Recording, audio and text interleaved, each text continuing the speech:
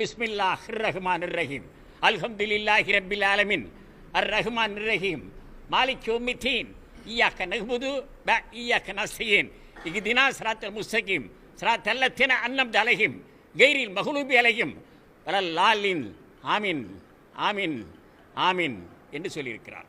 அப்படியானால் இந்த உலகத்தில் இருக்கிற 600 கோடி மக்களுக்கும் ஒரே ஒரு இறைவன் தான். அதனால்தான் எல்லா சமயங்களும் ஒரே கருத்தை சொல்லியிருக்கின்றன.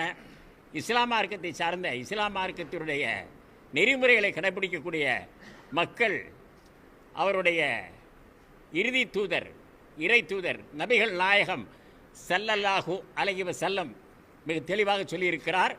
இந்த உலகத்தில் இருக்கிற ஒரே ஒரு இறைவன், அந்த இறைவனுடைய பெருங்கருணையால் தான் அவருடைய உத்தரவால் தான் வாழ்ந்து கொண்டிருக்கிற என்பதை தெளிவாக சொல்லியிருக்கிறார். பிஸ்மில்லாஹிர் ரஹ்மானிர் ரஹீம் அல்ஹம்துலில்லாஹி ரப்பில் ஆலமீன்